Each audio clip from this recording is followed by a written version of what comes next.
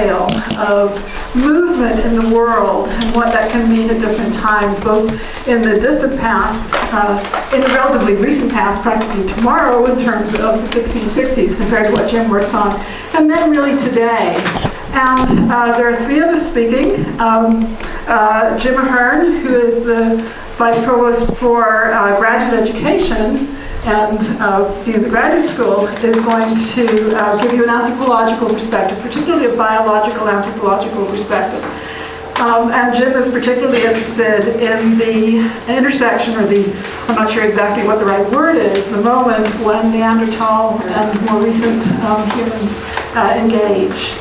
And I'm going to go on to talk about a moment of crisis in pretty much all of our awareness, even though it happened in Britain, which was in 1665, the Great Plague of London. And I'm an English professor, but English professors, we will follow anything. And I'm particularly interested in stories of crisis. And so that's what you'll be hearing from me. And then Jerry Fowler, who's the director of the International Human Rights Clinic at UW and has had a long career in things like the Open Society, working on foreign policy and immigration, human rights, president of the Save Darfur Coalition, and founding director of the Committee of Conscience at the Holocaust Memorial Museum, currently on the Legislative Council for the Lawyers Committee for Human Rights. And so you'll see that there's an opportunity here to think deep and wide, right, and to connect things. And so I'm going to first say terrific to need extra seats. We're delighted to see you all here. I'm going to hand over to Jim to lead off. Thanks, Caroline. Appreciate that. Well, it's a real pleasure to be here today. It's always easy for me to talk about Neanderthals, and so I look forward to this. I will do my best to keep it as succinct as possible. This is a great topic, and one that I'm so pleased that Caroline invited me to participate in, because as there's one takeaway from this short presentation I'm going to do, which I'll get to in a moment, and I think it serves as a good foundation for the larger discussion about migration. So I'm in the Department of Anthropology, I've been here for almost 24 years. And my specialty is studying the Neanderthal modern human transition. I've been doing research in many places in the world, but for most of my time has been spent in the Balkans. And I have an ongoing research project in Western Croatia that's been going on since 2014 continuously. So my team and I have been doing field work there since 2014, and before that we had different field projects.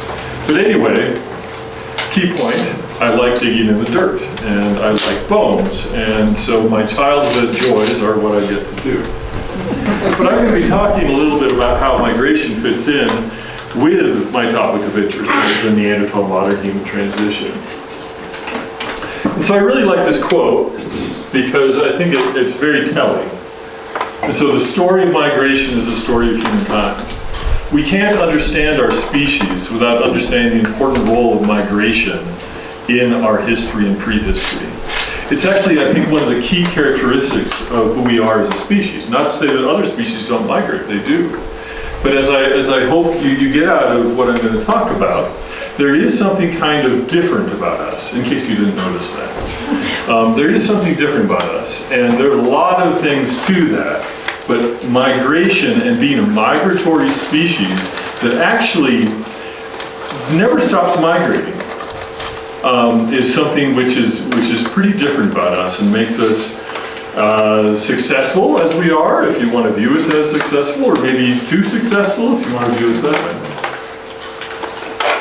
So I want to highlight some major transitions in human evolution, and all of these are migratory. Migration is involved, but yet I see these as four of the most significant transitions in our evolution that have contributed to who we are as a species. So, first migration was leaving forests, and that happened over a period of a few million years ago. After the time of the split between us and our common ancestor, the chimpanzees, which happened around 7 million years ago. Between 4 and 7 million years ago, our ancestors were in an interestingly middle space. in that they were still adapted to living in forests to some degree, but they also had begun to become adapted to living in much more open environments. And one of the key adaptations for that was walking bipedally, walking on two legs. But there are a lot of other things that transition kind of set the stage for. Things as big and as human as language are tied to that original transition out of the forest. Human patterns of growth and development, birth, mothering, parenting, those things I think all can be tied back to that original transition that involved a migration out of the forest.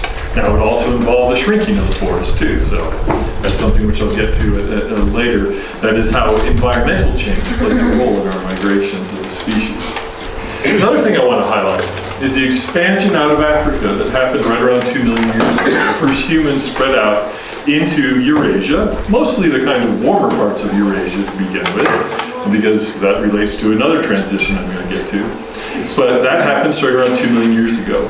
And that happened because of the ongoing biological evolutionary changes and adaptation that have been going on for the previous few million years since we left the forest. Most crucially, one of the key characteristics of being human that I think also ties into why being migratory is so key to us as a species is our body form. These first humans 2 million years ago were tall, lanky, and were very efficient long-distance walkers and runners. And even though, myself included, we don't always think of ourselves as being very good long-distance runners, we as a species are very well adapted to doing that. And that was crucial to becoming the kind of migratory species that we are.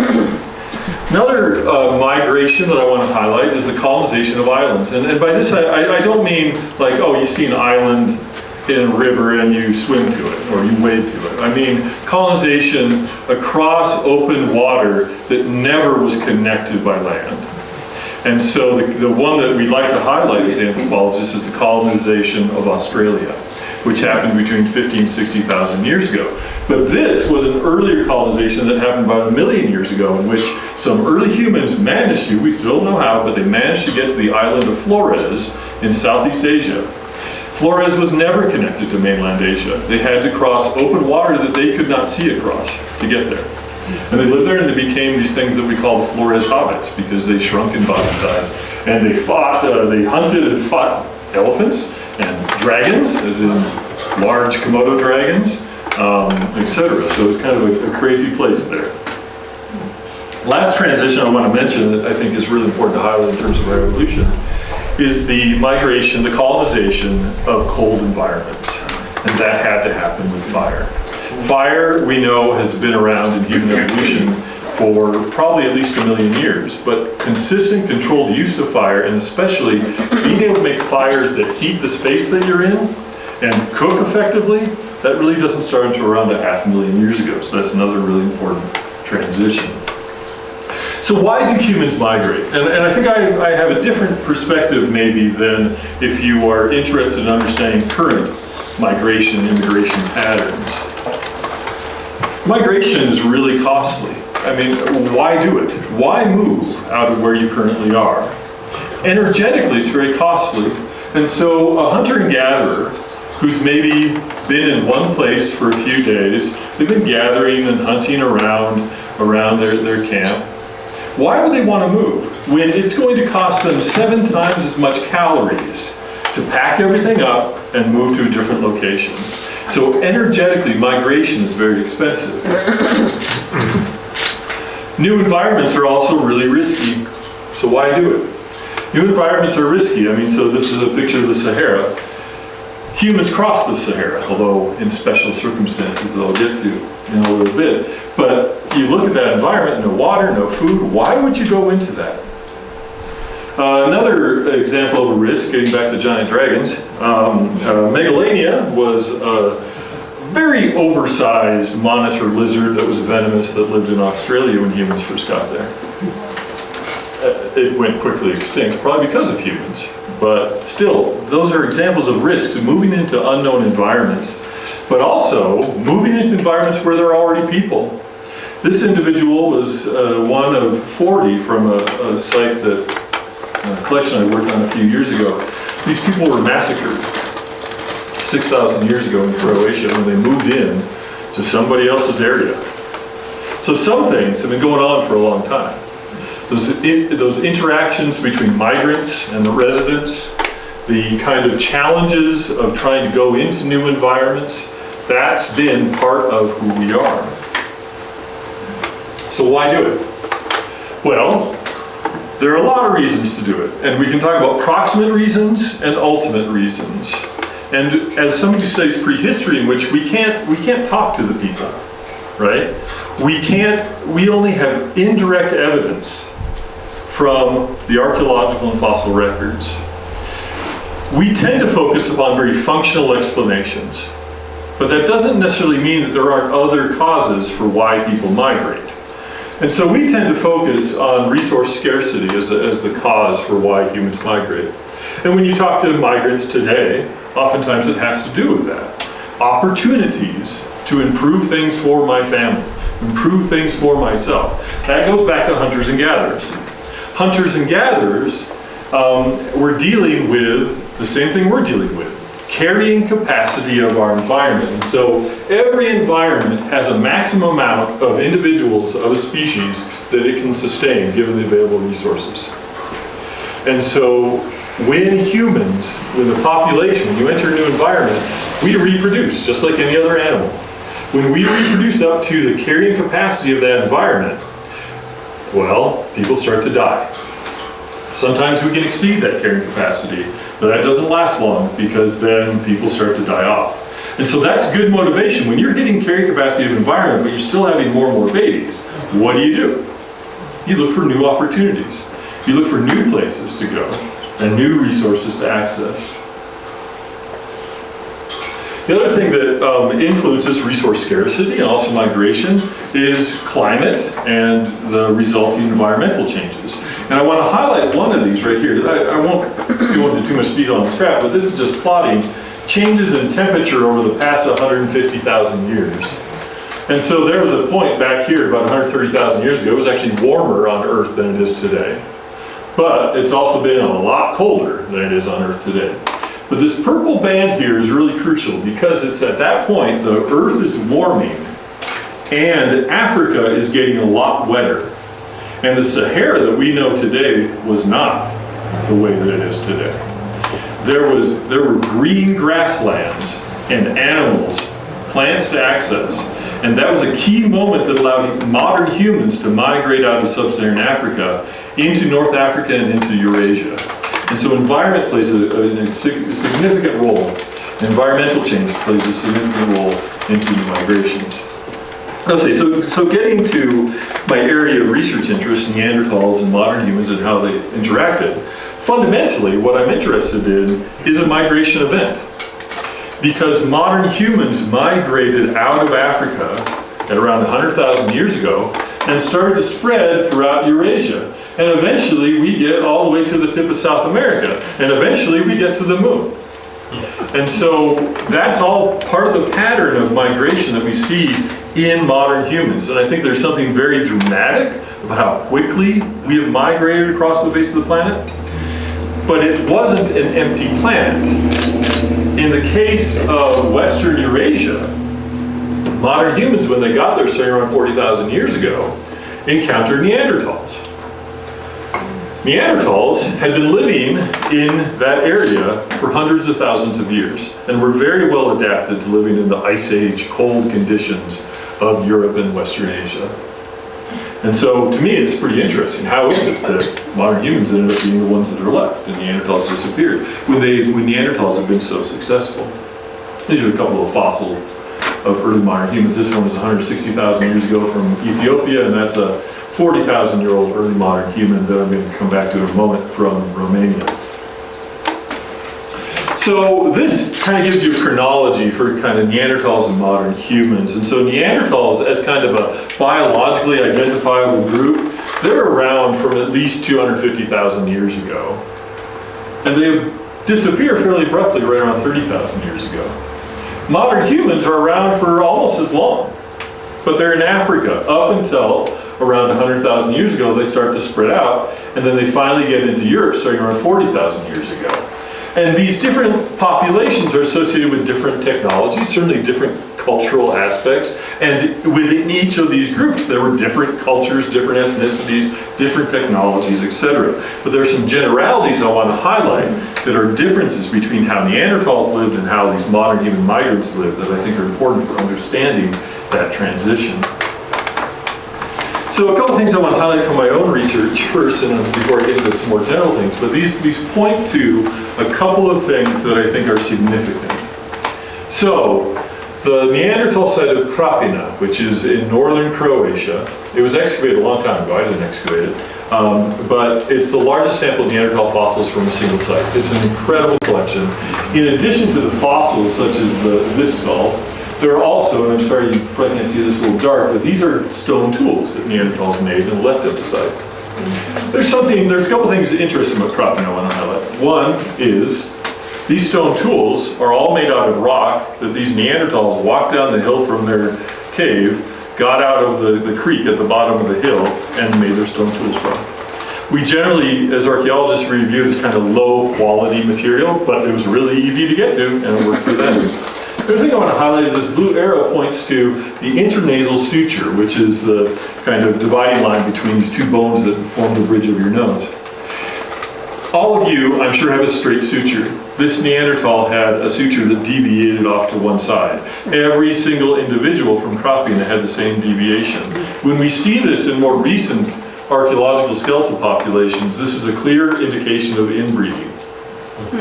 And so we have people that stay close to home, and they're liking each other because there's not anybody else around. Another site, and this is from our more recent work. So this is part of the big project we've been working on since 2014. We've been excavating at the site of Ahern, which is up here in the northern Adriatic. And at this site, these are the earliest modern humans that have shown up in the area, at about 30,000 years ago. And they are doing some really different things. Where are they getting their stone tool material from? Like this red piece, this is a tiny little bladelet that took a lot of care to manufacture. That tiny little bladelet, the raw material for it, came from northern Italy. More than 100 kilometers away, close to 200 kilometers away. That's a very different sort of pattern of resource allocation and accessing than what we're seeing in Neanderthals. And that's true for like shellfish. They were getting shellfish from the sea, which when they lived up there, which is now on the sea, but when they lived up there, the sea was way down here. Only the southern half of the Adriatic was the sea. And so these early modern humans were moving a lot more broadly, and they had trade networks too. And that makes them pretty different from these Neanderthals. Okay. So some kind of more general things about Neanderthal, about the modern human migration into Neanderthal lands. So the map on the left, this is showing kind of South Central Europe, but not really the Balkans, although you can see Croatia and Bosnia are there, and Serbia's on there too. But it highlights there's a high density of early modern human sites in this area. And our current understanding is that modern humans migrated as a population up through the Danube River Valley, from farther to the east. And as they migrate up the Danube River Valley, well, they're making settlements. And so archaeologically, we're finding these settlements that they left behind in this kind of general area that's called the Canonical Basin. So to highlight the different lifeways, to try to make sure that I close the loop on that. Early modern humans were hunting large herds. Now Neanderthals hunted big game. I mean, they hunted, at Krapina we have evidence that they hunted woolly rhinos. And rhinos are really dangerous animals, right? But somehow Neanderthals were hunting and killing them. But what they weren't doing was what these early modern humans were doing. Following large herds of big mammals and hunting them. And when you have that sort of lifestyle, you're always on the move. Because those herds don't stay in place. Mammoths, they will consume all the available grass and other things that they're going to eat in an area like that. Because they have big herds and they're huge animals. And so you're constantly on the move and you're following them. And so that might have been one of the reasons why they migrated up the Danube corridor. The other thing that's really different about modern humans is the technology. So this is from the Musée de l'Homme in Paris, but this is a silhouette that's illustrating somebody throwing a spear, but they're throwing a spear with an extension shaft on it that the spear hooks onto, and it basically creates, it's a spear thrower, we call them, or atlatls. And that technology was a crucial innovation for hunting because it allowed you to throw that spear farther, avoid close encounters with big animals that can kill you. And that's one thing we know about Neanderthals. They had a lot of close encounters with big animals when they were hunting. A lot of signs of injuries from those sorts of encounters. Modern humans, much less so. And they're killing animals at distance. That's a crucial adaptation. We also are pretty sure that early modern human social organization was pretty different. We only have indirect evidence about this, but one of the kind of key hints at it is just how much art they're producing. And so this is when we have cave art showing up. Chauvet cave in France is probably the most famous early example of cave paintings, right around 30,000 years ago. But also portable art too. You know, carved ivory figurines, Venus figurines you might have heard about. Those things show up, and I think those are all reflecting a different sort of social organization, but they're also reflecting much higher population density. In the Dordogne Valley, which I know you can't really see very well, but this is just a map of sites in the Dordogne Valley in France, there are 5 times as many early modern human occupations in the archaeological record as there are Neanderthal occupations. There's a lot more early modern human occupations, but that's not the end of the story. Think about the chronology. Neanderthals were living there for at least 200,000 years. These early modern human sites only span about 15,000 years. So we think, and based upon genetic evidence, we're pretty sure too, modern humans had much higher population density. All right, so what happened when Neanderthals and modern humans met? Neanderthals and modern humans met, and they interacted just like different human groups do today. Sorry, that's my alarm telling me that my time is done. So I gotta finish up. They interacted like modern human groups do today. They probably fought, but not like we do today, because violence in the archaeological record is present, but systematic violence doesn't show up until much later. But they certainly loved each other. Like Oase one had a great-great-grandparent who was a full-blooded Neanderthal. This is the earliest modern human fossil we have in Europe. They also shared each other's cultural ideas. And so this was made by a Neanderthal 36,000 years ago in France. That idea, that sort of technology is coming in with modern humans, and Neanderthals contributed some technological ideas to modern humans as well. So to just kind of summarize with some conclusions, I want to highlight the key takeaway is that migration is a key characteristic of who we are as a species. It's always been who we have been. And so we might think of it as some sort of new phenomenon, but it's not at all. It is who we are. Neanderthal modern human life wave differences, I think, can help explain that interaction, that specific interaction that I'm interested in. I think fundamentally, Neanderthals and modern humans interacted much like what we see in population group interactions today. There were a variety of different interactions that probably happened, but ultimately they're all humans and they all eventually figured things out. I think fundamentally, understanding the patterns of human migration throughout our deep past is still useful in helping us understand migration today. Even if it's just that fundamental point that we as a species are a migratory one. Thank you.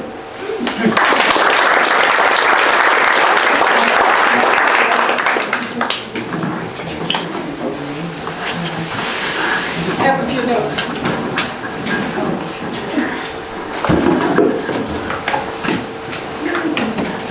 Okay. Something might borrow this from the bigger piece because it's just too big.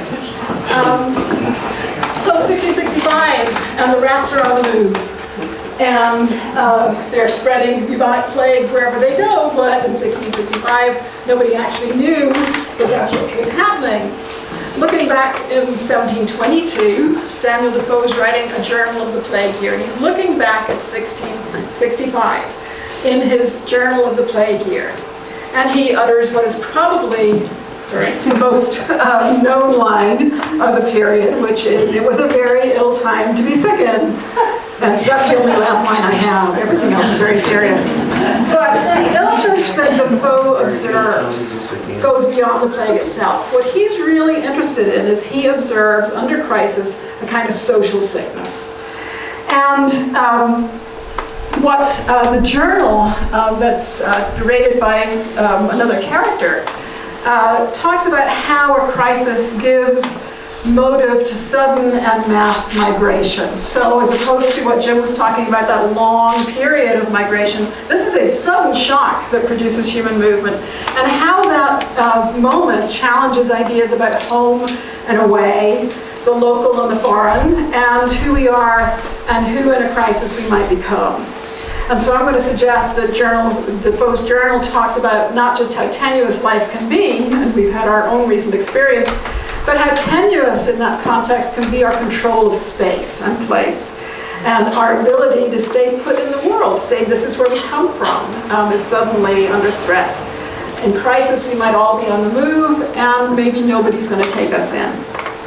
Now, Defoe's is not the only narrative of the plague year. Or narrative of plague, and not the only plague. Plague is actually endemic in Europe, and the Black Death would be the most famous moment. But as you can see, it goes pestis secunda, pestis tertia, pestis quarta, pestis quinta, and keeps on going. But there are two big years after that, it was 1603 and 1665.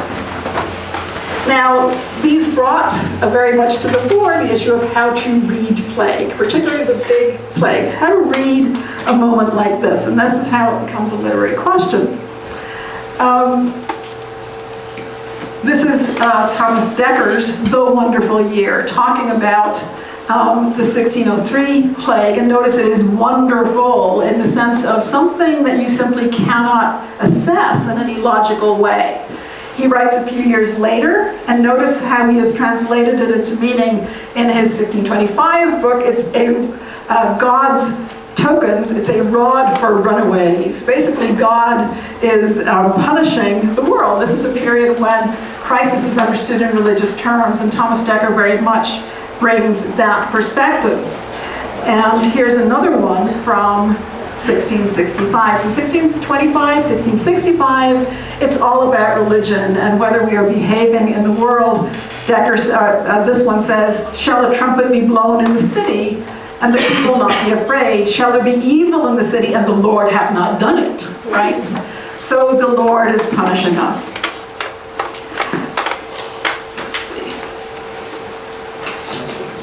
So when Defoe writes the Journal of the Plague Year, there is still plague around. Now, remember, he's looking back at 1665. He was only 5, so far as we know, during the actual plague.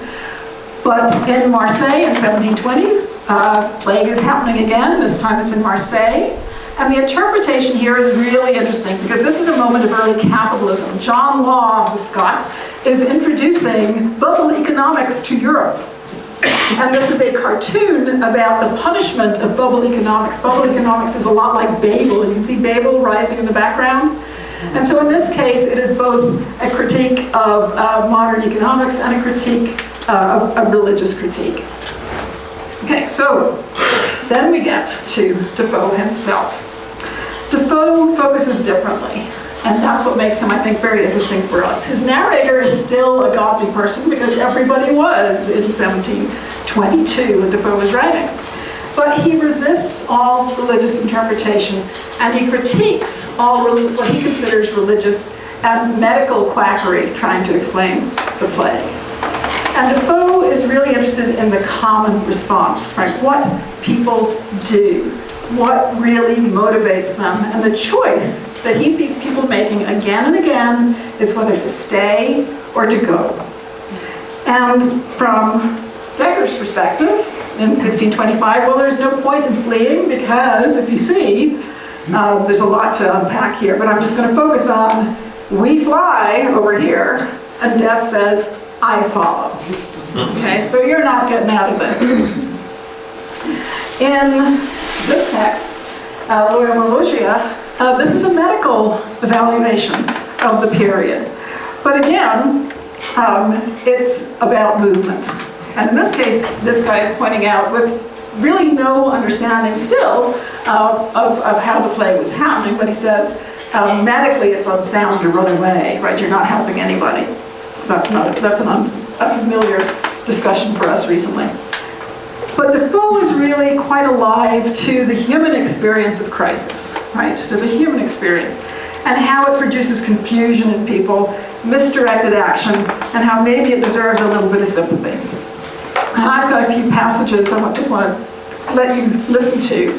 They're very short, but he says, it was about the beginning, this is his narrator, it was about the beginning of September 1664 that I, among the rest of my neighbors, heard in ordinary discourse that a plague was returned again in Holland. They say it was brought, some said from Italy, others from the Levant, in goods from the Turkey fleet, from Candia, from Cyprus. It mattered not from whence it came, but all agreed it was coming to Holland again. Now, this is really interesting to me because it suggests, on the one hand, the local, right? Here we are sitting in our own houses, hearing from our neighbors. But on the other hand, we're pretty sure it's at a distance, right? Don't underestimate how Britain, I'm from Britain, feels about that tiny channel between Britain and Europe, right? All other things happen across that little channel. That channel is a vast space for the 17th century, and this is something that's happening to other people. He says, we have no such thing as printed newspapers in the day, those come along in the early 1720s, to spread rumors, right? So he's pre-Facebook, pre-everything else, and to improve them by the inventions of man, right? So he says, however, we didn't have that, but still, where is he getting his information? Well, from gossip. But gossip says that such things as were gathered from the letters of merchants, right? So they're getting stuff at second, third hand. But it seems that the government had a true account of it, and several councils were held about ways to prevent its coming over. So again, we're still very, very local, but someone is in charge, right? So we're not going to worry about it yet. It's not us, it's not our town, it's not our country, and besides, the government has its eye on it.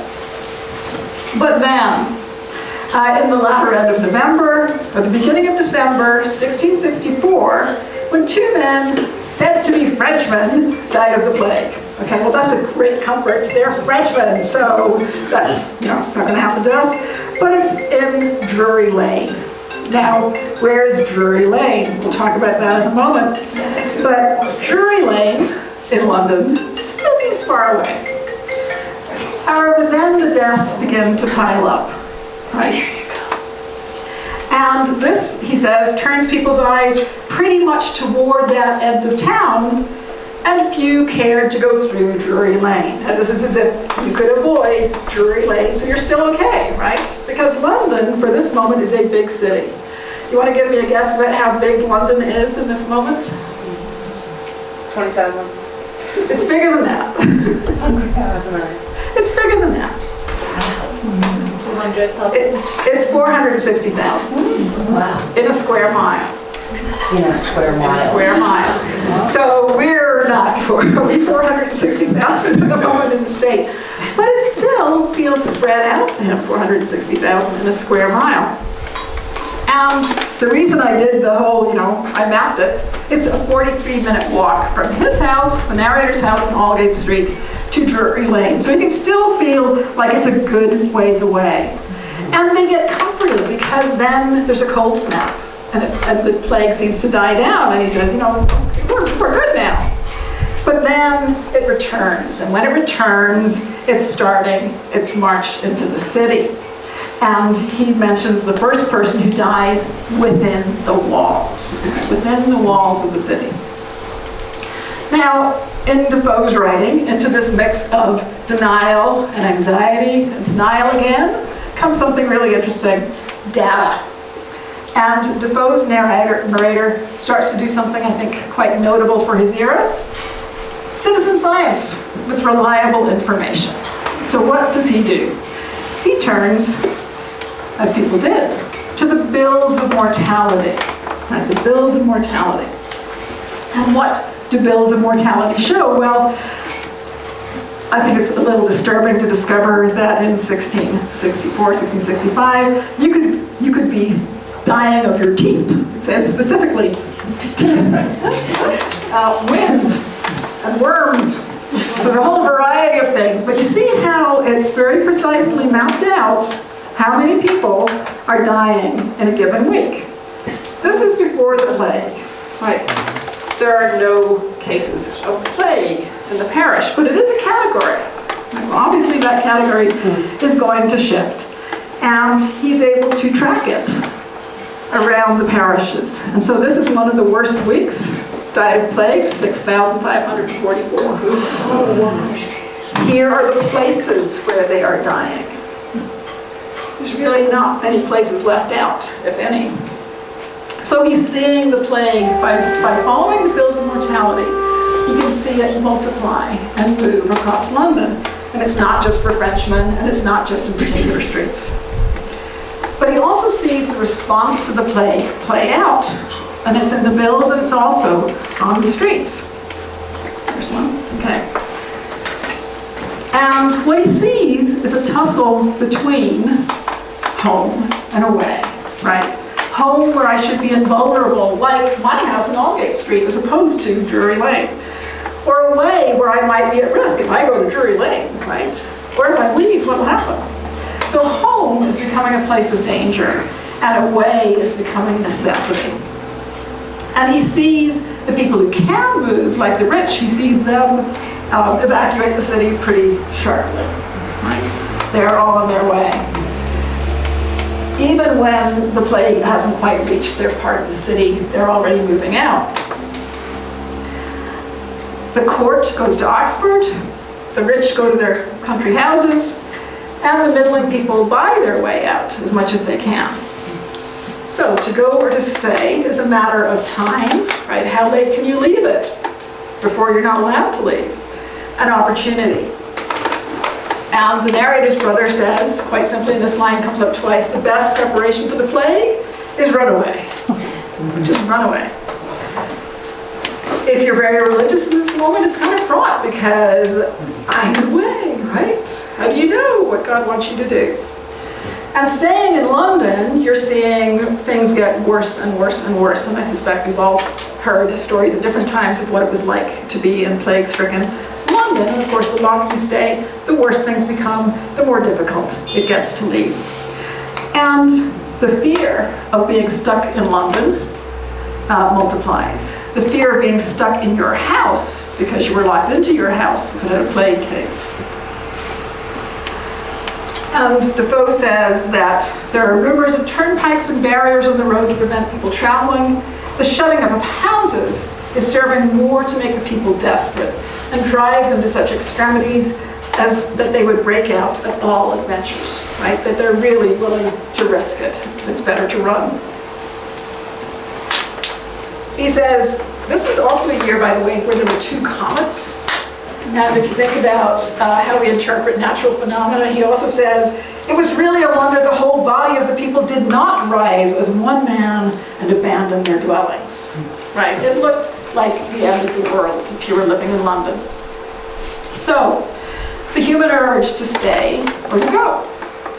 Between home and a place that might not take you in. Because Defoe makes quite clear that there's horror waiting for you if you travel as well.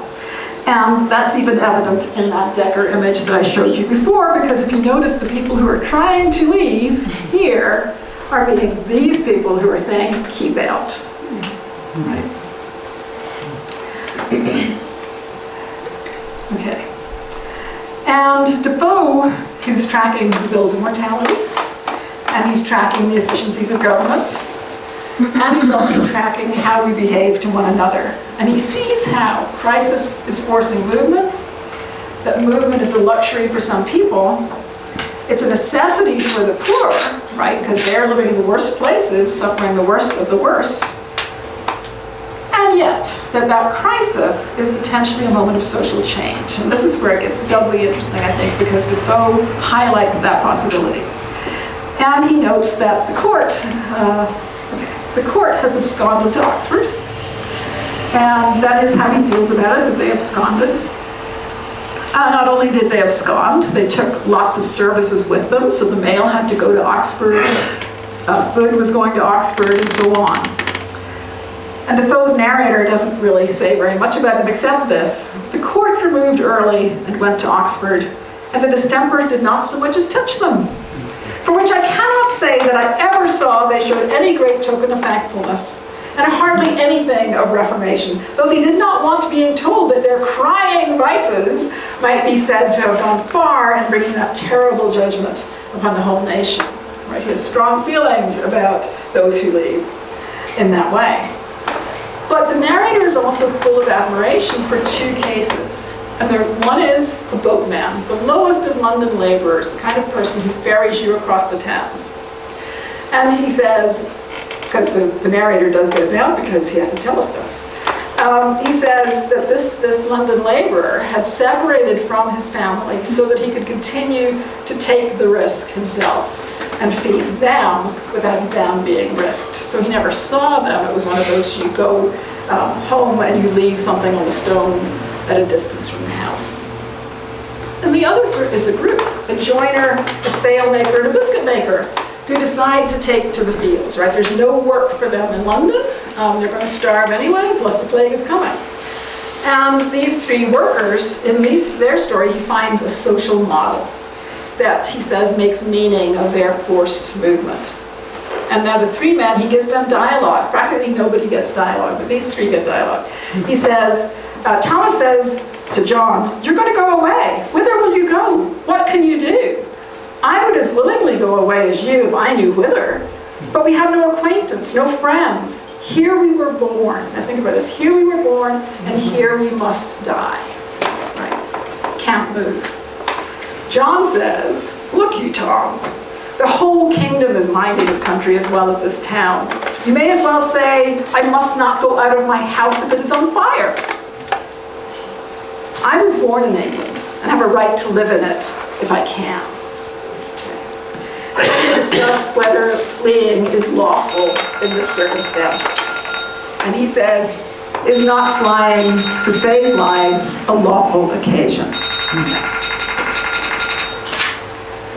And in their travels, they form a kind of co-op. And it's a co-op of their talents. It's a co-op of their funds. They build communities as they go, and those communities are communities of other outcasts, other people who have been fleeing. But together, those communities negotiate relations with the towns they come to. Right? They build different kinds of collaborations and services, and they reform the polity on a local level. Right? This national polity that's falling apart because the court has removed, they're rebuilding it themselves. And that brings us back to that question of motive and migration. Because Defoe suggests that migration can be a crisis response. Right? Nobody's to blame, it just happens. It can constitute a crisis for a community, whether you're staying or going, right? Whether you're the people leaving or the place where they arrive.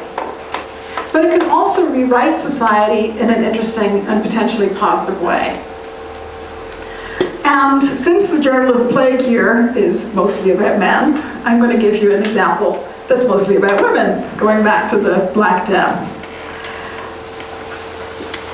So the Black Death, 1349, and the years following, is considered in some respects a golden era for women. Well, why? Because plenty of women died too. The plague is no respecter of persons. However, think about a population, think about that population massively diminished. There are job openings. Job openings for the underemployed. And that meant women of the era had some opportunities.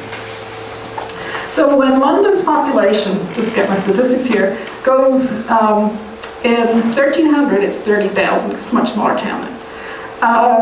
Let's see, no, from 40,000 to 30,000, women come into the workforce to keep the economy going. And from 1350 to 1400, the number of female apprentices soars by a third. And particularly, and this one's interesting, the number of women brewmasters goes up by a third. Okay, but this is more interesting than you think it is. So, plague, women, and here's a brewmaster. Notice the signs of her craft. The sign of her craft is a broom over the door. It's called she needed a cat to keep mice off the grain. She wore, because of the period, a pointy hat. So we know how this gets translated, right? Women who work in this moment. So it's a moment of social change, but it's also a moment that gets hauled back eventually. But if you're to bring this all together, according to Defoe, and by this example, the challenge in a crisis is to recognize its stresses, to respond with some kind of sense of kindness, and, at least as for women and for the three men that Defoe describes, to seize and hold the opportunities that arise.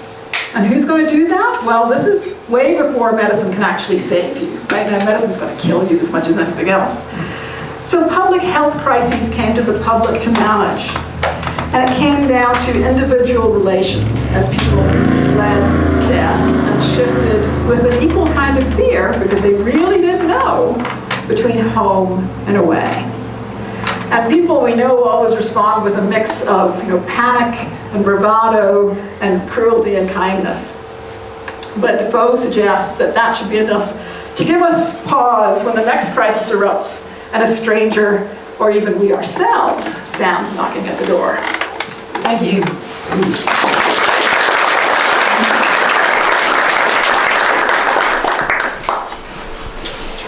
Caroline, did you cut and paste his to yours? Yes, I'll continue on.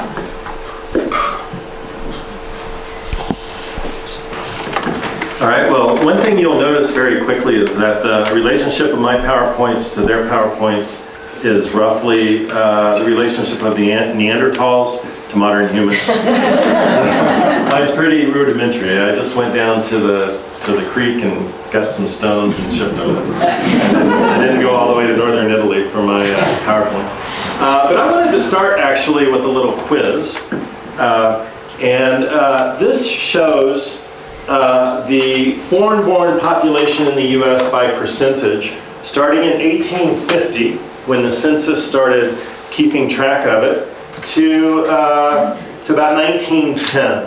Okay, and you can see that the percentage rose to near 15%, was kind of bouncing up along that line, just under 15%. So 15% of the whole U.S. population was foreign-born during that time. And the question I'd like you to answer is, how does this line move after 1910, from 1910 to today? If you were in my class, you'd have a piece of paper and you'd draw it out, but any ideas? Yeah. I think it goes up. So one answer is it's gone down since then. Okay. I think it goes up. Goes up steadily. No. Well, I mean, maybe up and down, but you think it's substantially higher today? No. Yes.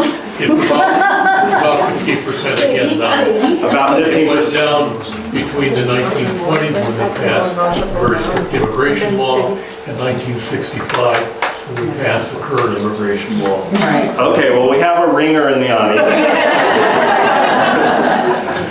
Because that is the answer.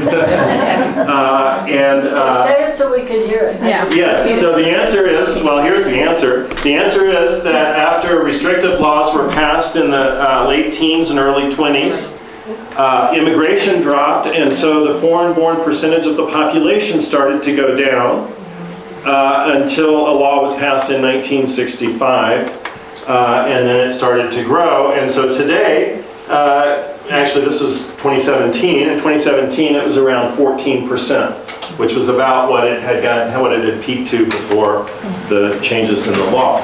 Are you talking population or citizenship?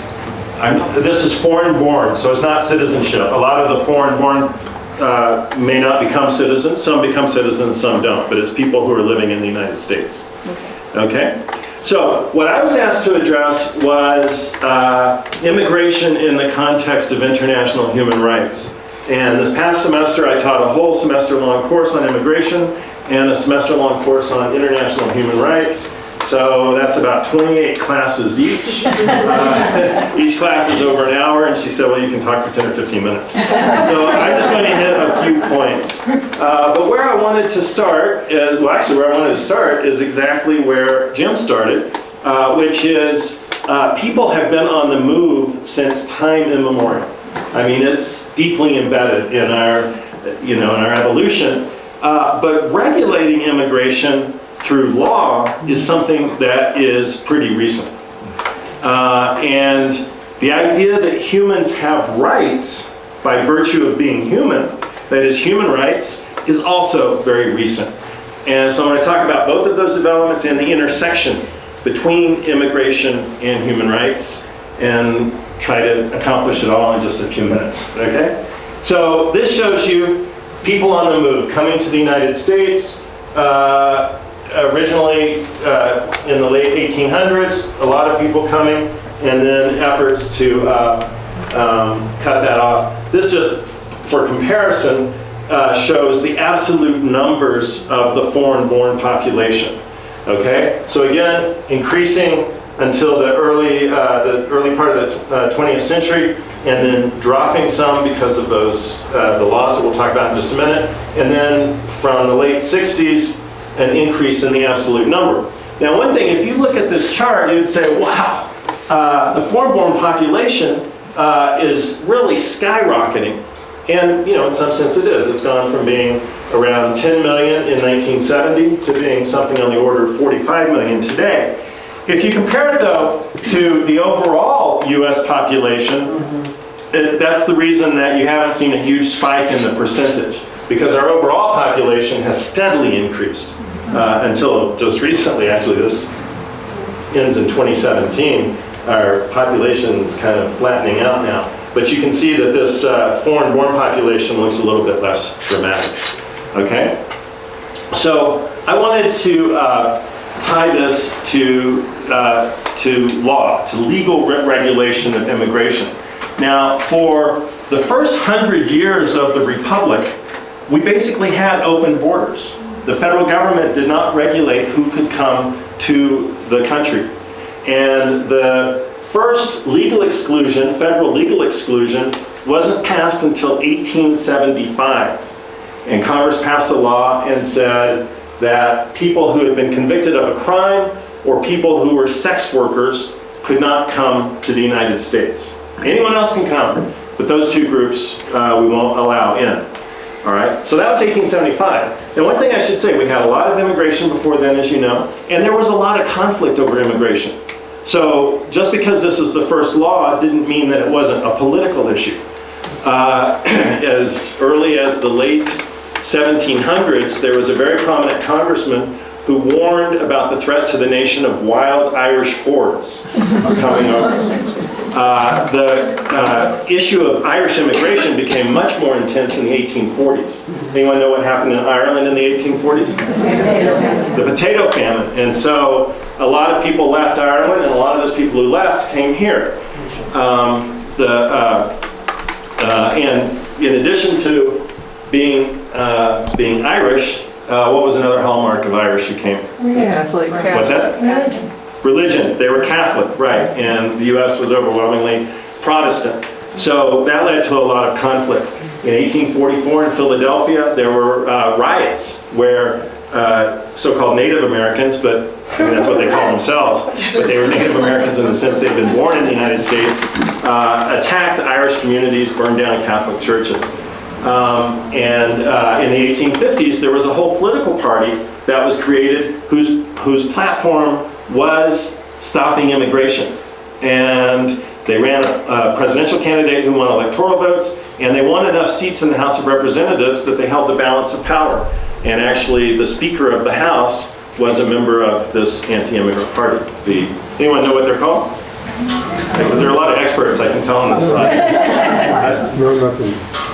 Their nickname was the Know-Nothings. Right, they called themselves the American Independence Party or something like that. But they were known as Know-Nothings because they were kind of secretive, and if someone was asked whether they were a member, they would say, oh, I know nothing. I know nothing about that party.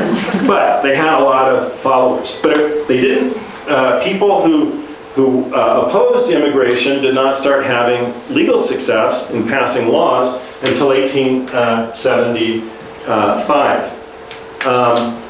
For some reason, this got cut off. I don't know why. But in 1882, very important, so the exclusions were expanded to include more categories beyond convicts and sex workers, to include people with mental issues. But very importantly, all Chinese were excluded. So the immigration of Chinese had become very controversial, especially in California and in the West. And so Congress passed a law saying Chinese cannot come here. They're excluded. Okay? You may know, though, that stopped Chinese from coming, but during the last decade of the 19th century and the first decade of the 20th century, we had a lot of, there was a lot of immigration of new groups. And again, all of you experts, who were the new groups who really came at the end of the 19th century, beginning of the 20th century? Italian. Jews, Italians, Jews from Eastern Europe, Poles, Greeks. So people from Southern Europe, people from Eastern Europe. Again, you have people who are ethnically different, religiously different from the majority. And so that led to conflict, and there were constant efforts in the first years of the 20th century to restrict immigration. In 1917, a law was passed that created what was known as the Asiatic Barred Zone, which expanded the idea of Chinese exclusion to really all of Asia. And I don't know if you can see this very well, but there's a purple line that basically defines all of Asia, and people from inside this, which included India, included Southeast Asia, were barred from coming to the United States as immigrants. They could not come. Part of China is excluded from the zone because they were already excluded. Anyone know why the Philippines is not part of this zone? Yeah, the U.S. ruled Philippines, so it could control whether anyone came from the Philippines or not without this law. But otherwise, rest of Asia, barred, okay? And then in the early 1920s, laws were passed that established a very strict national quota system. For all of the countries, other than the Western Hemisphere, and other than Asia, there was a quota set on how many people could come per year. And the quotas were set based on the composition of the US population in 1890. So the idea was Italy, Poland, Russia, all of those sources of large migration for the 20 or 30 years before this law was passed would have low quotas because they were late comers. And the idea was to try to preserve the ethnic composition of the country as it was in 1890. And so, as we discussed earlier, the consequence of this law was to really reduce immigration and reduce the foreign-born population. The next big development that I'll touch on is in 1965, a major reform of immigration law was passed that did away with the national quota system. And it set worldwide limits on how many people could come, but those worldwide limits were higher than what had been in existence under the national quota system. And the definition of who should come, or who could come, was based on primarily family and employment. So instead of a focus on national identity, focus on whether you had family who were already here or you had a job. And this is cut off a little bit. As we think about non-citizens who come to the United States, there are three big streams. One are immigrants, and so those are people who are coming to stay. They're coming permanently. We have non-immigrants, and a lot of non-immigrants come. They're people who are coming temporarily. They're coming to go to Yellowstone, so tourists. They may be coming to go to the University of Wyoming as students. They may be coming for temporary jobs, and they come for a set amount of time and then they leave. Maybe coming as diplomats. There are a whole lot of categories of non-immigrants. But when we talk about the foreign-born population, we're really talking about people who have come and stayed. And then there are unauthorized immigrants. So people who come to stay, but they don't come with legal authorization, okay? And I'll touch on this at the end of my talk, but that's what gets the most attention in the paper is people who are coming to the southern border and trying to cross and, you know, creating what appears to be a crisis at the southern border. And for the most part, that is people who are coming without authorization, and the government's trying to deal with that, okay? So, as a result of the 1965 law and some subsequent developments, the people who can come as immigrants, so let me just back up for a second. You know, if you went back to 1885, say, if you were not Chinese, you could just come as an immigrant. Chinese couldn't come because of the exclusion, and as long as you weren't a convict or a sex worker or a couple of other disfavored categories, you could come. After 1924, you could only come if there was a quota number available for your country. Since 1965, the way that you can qualify as an immigrant is that you're an immediate relative of a US citizen, and that basically means that you're the spouse or child. You're the parent of a US citizen if that US citizen is 21 years old. So that very tight family connection. You can come if you've got a little bit less tight family-sponsored connection to US citizens or to immigrants who are already here. Basically have to be spouse or child. In the case of US citizens, you could be a sibling. The employment base that I discussed, if you have a job, usually the employer has to get a certification that there aren't workers already here who could do the job, but that can be a source of immigration. There's a lottery that is called a golden visa. 50,000 people win it every year. Well, actually 100,000 people win it, but only 50,000 people end up qualifying to come. And that is literally a lottery. So anyone in the world can apply for it. Millions do. You probably have a lot better chance of winning lotto than you do of winning the diversity lottery, but people win it and they come to the United States. And then you have refugees and asylum seekers. And one thing you'll notice about these first categories I mentioned of immigration, even if you don't know anything about human rights, they don't seem to touch on rights-sounding things.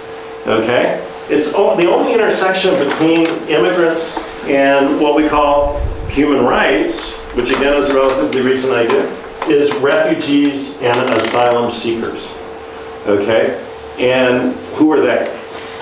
Well, the idea of human rights, relatively recent. I mean, it has precursors in the U.S. Declaration of Independence, the Bill of Rights, the French Declaration of the Rights of Citizen and the Man in the late 18th century. But the modern human rights law, international human rights law, really arose after World War II and started with the Universal Declaration of Human Rights, which was adopted in 1948.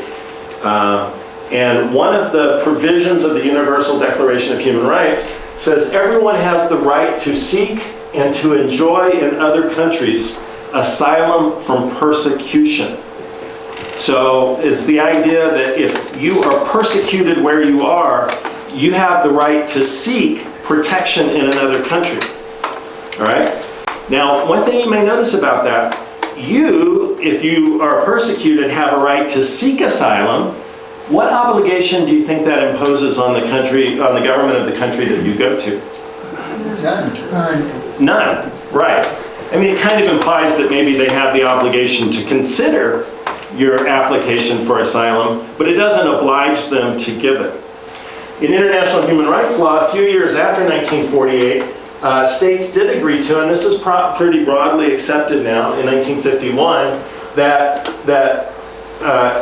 under the Convention on the Status of Refugees, that countries agreed not to return someone to a territory where they would be persecuted.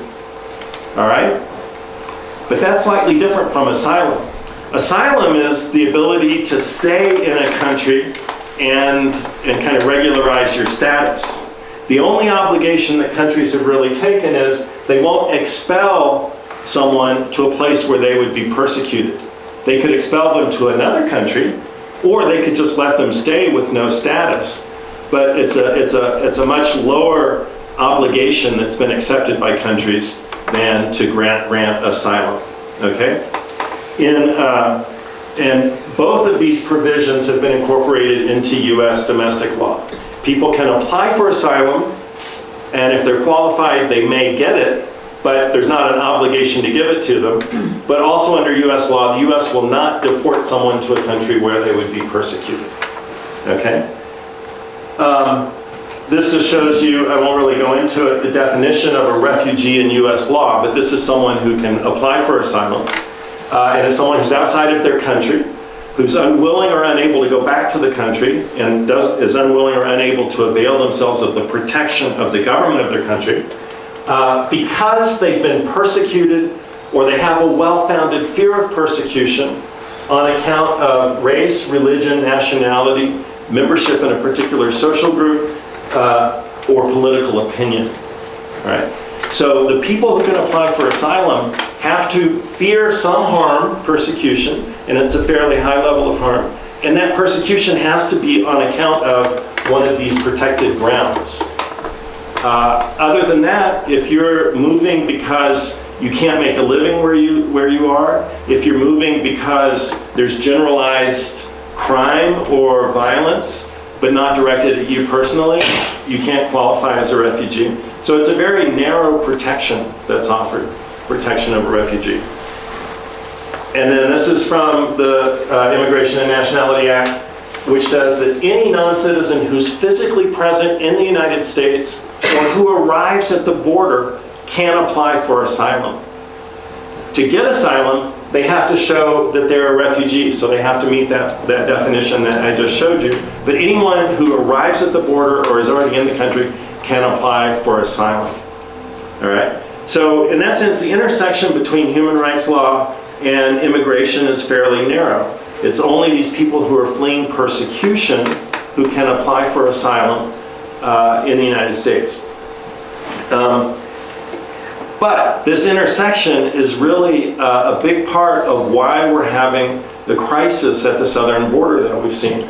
Because many of the people who are arriving at the southern border are asking for asylum.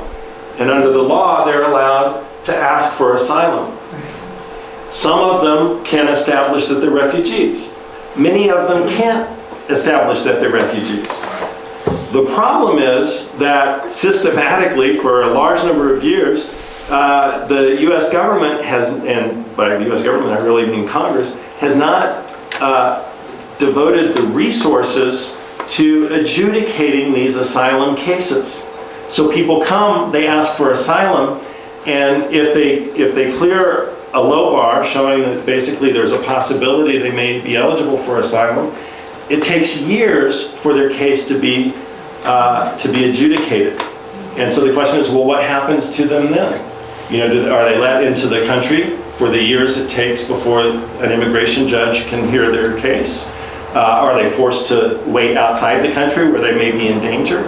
And so that's what's created this problem. People are being attracted to, for a whole variety of reasons. I mean, they're being pushed from where they're coming.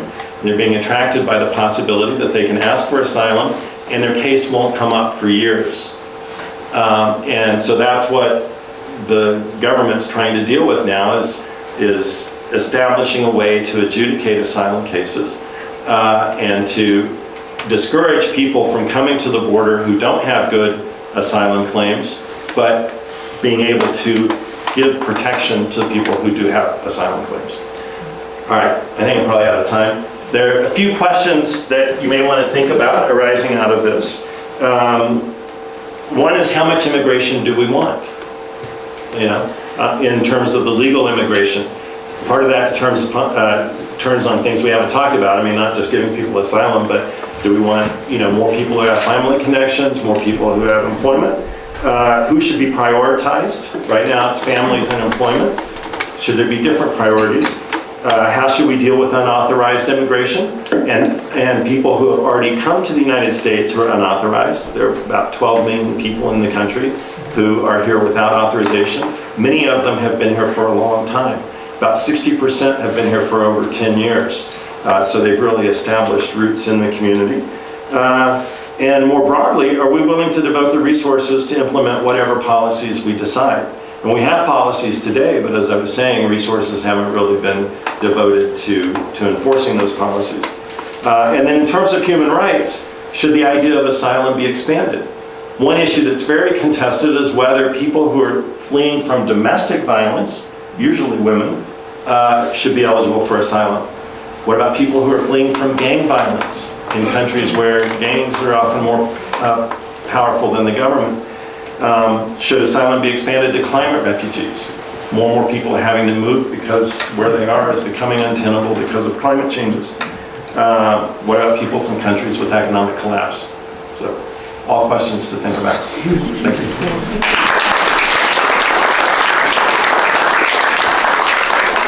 So the three of us can take questions. We've got some time. Go ahead.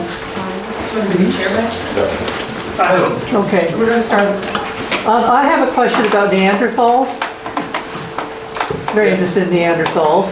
So, you talk a lot about how early modern humans got out of Africa and moved fairly recently to places where the Neanderthals already were.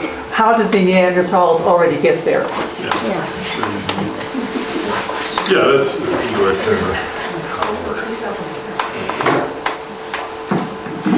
that's a great question. And if I had another couple hours, I would have gotten into it in the presentation. So one of the highlights, one of the kind of key transitions, migratory transitions I did talk about was the expansion of humans, our ancestors, out of Africa around 2 million years ago. So those humans spread out into more of the temperate areas of Eurasia, and they develop into populations. And the population that moved into Europe, which we sometimes call Homo heidelbergensis or the Heidelbergs, they became adapted to living in Europe, and they eventually were the ancestors of Neanderthals. And there were evolutionary changes that happened over that, really 700,000 year period. And so they were living there. Other similar populations evolved in other areas.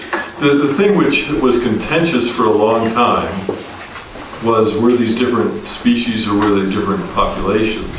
And that's now resolved. They're populations of a single species for the most part. The hobbits on Flores probably were isolated for hundreds of thousands of years, so they could have been their own species. But otherwise, Neanderthals were in Europe. You had other sorts of what we call archaic humans living in other parts of Eurasia and in Africa. And we now know that there was gene flow through migration, both large scale and small scale, over the time from that 2 million year initial colonization of Eurasia up until modern humans appeared. So did the Neanderthals also have things like fire and the ability to walk long distances and all those other things that you were associating with early modern humans? Yeah, that's also a great question. So they definitely had fire. We have lots of evidence in archaeological records and all sites of their use of fire. There are some differences in how modern humans start to use fire that are interesting, but they had fire. The adaptation for long distance walking and running, as humans, they had that too. But one of the things that Neanderthals did do in terms of their biological evolution is they evolved to be pretty short and stocky. So the average Neanderthal male height was about 5'4", the average female height was about 5 foot, which sounds really short until you realize that the average heights in Paris in the year 1900 were exactly the same. But compared to us, that's really short. But they were also very stockily built. And it seems that they were adapted much less to long distance mobility and much more so to moving across a rugged landscape, and as we see from their bones, dealing with big animals that they were hunting in close encounters. So very powerfully built humans. That said, you can find humans who are that short and stocky and that powerfully built in the great diversity of humans that we have alive today. So just kind of put that in perspective. Thank you. There's a microphone coming around. Thank you. For Dr. Fowler, I noticed that you use the word unauthorized immigrants. You did not use, I don't think in your whole presentation, the word illegal immigrants. So could you please explain from the human rights perspective what the difference is between unauthorized and illegal, and perhaps why is incorrect to use the adjective illegal, although the mass media uses it all the time to create an atmosphere of rejection toward those immigrants. So would you please expand on that? Thank you. Yes, well, thank you for the question, although you kind of gave the answer, I think. But I would like you to confirm. Yeah, right. Let me say a couple of things about terminology. First, in the Immigration and Nationality Act, which is a very detailed statute that governs immigration and also nationality, naturalizing, becoming a citizen. The term for people who are not citizens is aliens. And so you often see that referred to. I prefer to use the term non-citizen. Alien, is also the term we would use for people who came from Mars. And, non-citizens did not come from Mars. They came from some other, place on Earth. And so I prefer non-citizens. And then you often see in the press the term illegal aliens, which then, takes this term alien, which is a little problematic, and then says that they're illegal. And, it's not inaccurate, but it also, I think, again, it's what you were saying, it's kind of making them into some other, when they haven't really broken any laws other than the specific system that's been set up to regulate immigration. But on the other hand, it is true there are people who have come here without authorization, so I use the term unauthorized immigrants. And, that's what I do. I'm sorry, who's in charge of? It's okay. Just spot the hands. Okay.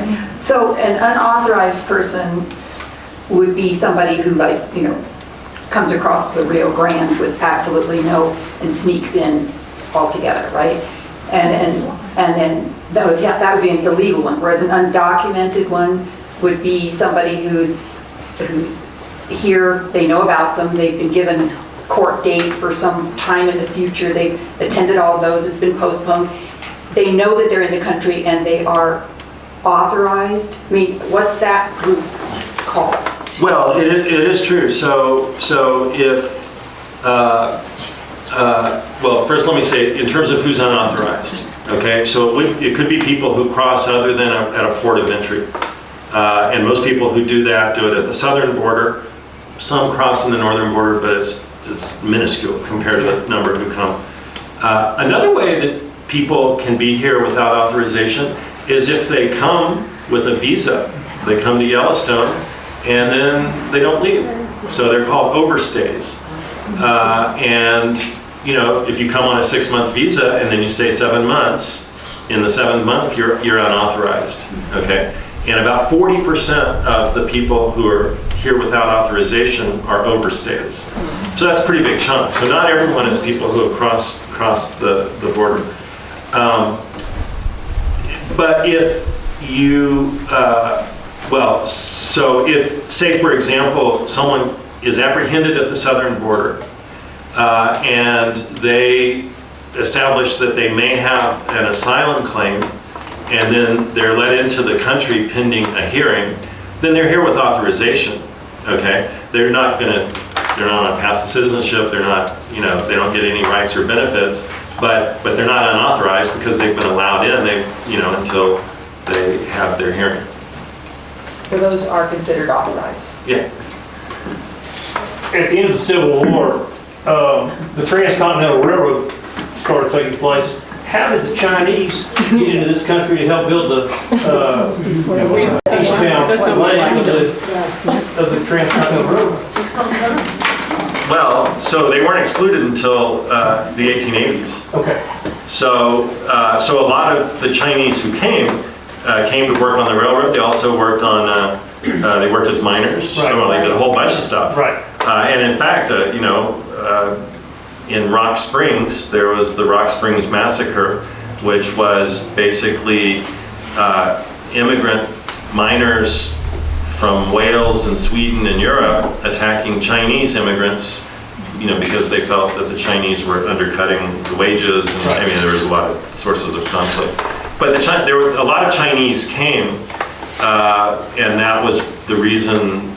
That's what led to the law. Was there was conflict, and All right, the fine line of the dates of the government saying no more versus they were here. yes, That's right, what I was confused about. yeah. But most of them were here without spouses. Generally, it was men who came. Yeah, that's true. And their spouses were not allowed to come then because of the Chinese exclusion. So they died off. You had big Chinese colonies all through the West, which basically just died off because they didn't have any women. Right, so if you heard that, most of them came without spouses, and then once the Chinese Exclusion Act was passed, spouses couldn't join them, and so the colonies didn't reproduce. It was the case, though, that they did reproduce some. I mean, so there were people of Chinese descent who were born in the United States after the passage of the Chinese Exclusion Act. And one thing I didn't go into, but you might be interested in, is that from the beginning of the Republic, the first Congress passed a Nationality Act and a Naturalization Act, which provided for how non-citizens become citizens. And one of the key qualifications is that only white people could become citizens, okay? And then after the Civil War, the 14th Amendment was passed, and one provision of it ensured that African Americans were citizens, but also said that all the people who were born in the United States were citizens. And so an issue that was litigated in the late 19th century was whether a person of Chinese descent who was born in the United States was a citizen, even though a Chinese could not naturalize. And the Supreme Court, in a very famous case, ruled that the 14th Amendment says what it says, and anyone who's born in the United States is a United States citizen, with very limited exceptions of an occupying army or people who are here with diplomatic immunity. Got a question. One interesting back here. aspect of the Chinese exclusion was that if you were an American citizen and you married a Chinese, you lost your American citizenship. Well, I have to admit I didn't know that. If an American citizen married a Chinese. I'm retired from the Foreign Service, but when I first came into service 60 years ago, now they actually taught us the procedure to take those people and make them citizens again. Make them citizens again. And we've got time for 2 more questions. Hi, immigration question. I was under the impression that for a number of decades, there was a thing called sponsorship, that you could sponsor somebody to come into the country and apply for citizenship regardless of whether you were a relative or not. When my mother came in I think about 1914, it was her mother and 6 siblings. They were sponsored by an uncle or something that had been here for many years. Friends of ours used to sponsor a number of people. This goes back to the 60s or 70s, I think. 1960s or 70s. And they often became particularly close to somebody that was a service provider for them, that was from another country. And they sponsored them to come into our country legally and get jobs and become citizens. That went away somehow. I don't know where it disappeared to, but I'm under the wrong impression? Well, so for your relatives in the teens, Right. That was when borders were still relatively open. Right. But one of the exclusions that was passed early on was what was called the public charge exclusion. So people could not be admitted if they were likely to become a public charge. Yeah. In other words, if the authorities thought that they would, have to be supported by the state. I mean, it's not like there was a huge welfare state then, but that they would become a public charge. And so the way that people, and that's still on the books today, and the way that people would avoid being found to, likely to be a public charge is to have a sponsor who would say, we'll support this person. So they won't become a public charge because I'll take care of it. Now, in terms of the situation in the 60s and 70s, I'm not really sure. A person could not immigrate to the United States just because they had a sponsor. They might still need a sponsor if there was some question that they would become a likely a public charge. So maybe that was the situation where people had some other grounds for coming to the country, but they wanted to ensure that they would not be excluded from being a public charge. And one final thing, this public charge, you're reaching for the microphone. It's okay. The public charge, or the sponsorship actually is important today. One of the ways that the Biden administration is trying to reduce pressure on the southern border is to temporarily allow in people from Cuba, Nicaragua, Venezuela, and Haiti. So those are one sources of people coming to the southern border, and also places where there's a lot of political turmoil and persecution.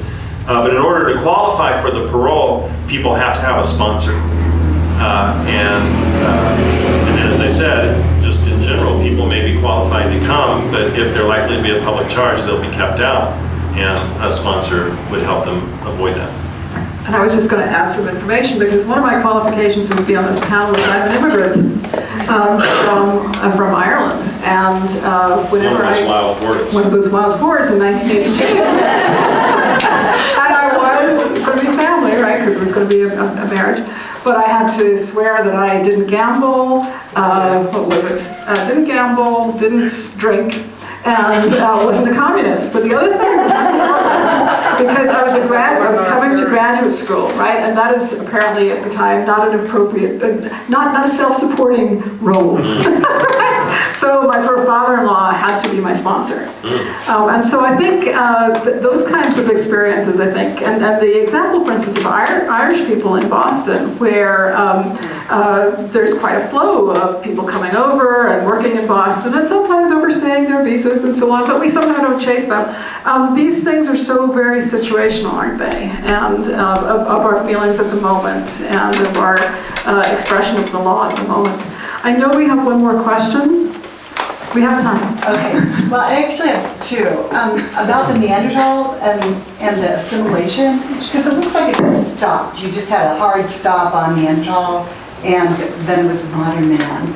So was there an assimilation, or was there a lot of war? And my second follow-up question, which is similarly related, how did they ascertain who was a prostitute and a convict? What did they ask you? Or they look at you. Oh, I mean, oh yeah, you look like a criminal, you're gone. You look like a prostitute, you're gone. I knew that was going to be a quick question. So actually, the kind of theoretical model that I have long advocated for in our field regarding how to explain the Neanderthal modern human transition is called the assimilation model. And so even though my graph shows kind of a hard stop, it wasn't a hard stop. And I think what happened was really kind of enculturation of both Neanderthals by modern humans and some vice versa, and as well as biological admixture that happened. But going back to that point I made about the Dordogne Valley and there being 5 times as many modern human sites over a time period that's much shorter than how long Neanderthals were there, I think Neanderthals were just swamped. And I wrote a paper many years ago, at this point, about 20 years ago, in which I looked at the demographics of Native Americans and the Native American transition in North America from the 19th century onward. And even though that's culturally completely different, right? And I also looked at kind of the flow of genetic characteristics across that transition here. And really what happened to Neanderthals is very similar. The amount of genetic impact that Neanderthals have left on modern humans today is actually pretty similar to what we would predict for the amount of genetic impact of indigenous Americans on the North American population going forward. Maybe 95%, the North American population, from 20 million to 1 million. Right, well, even less, right? And so, end of 19th century, I think that there were only about 350, 360,000. And that was all play. It really wasn't a conquistadors slaughter, they died from smallpox. There was some slaughtering too, but yes, it was the germs that we brought. So thank you, everybody, for joining us this afternoon. Thank you for bringing your expertise to Centennial. We maintain a mailing list for the Center for Global Studies. If you got this message about this event in a very indirect way, please make sure that Kelly has your email and that Russ has your email. We can do it in one form and share it because we love to have you all come to these events. We want to thank the library for hosting and also mention that there are some international snacks to pick up if you haven't had them yet on the way out. Just watch for allergies because we have no idea what's in them. But also that we have one more event in the Centennial Speaker Series for the Center for Global Studies, and that is on the 23rd of August, and that is Thomas and Tanya speaking on, is there any hope around the world to look at? And of course it'll be followed by a barbecue, so you can at least look forward to that one. All right, thank you so much. We really appreciate you coming.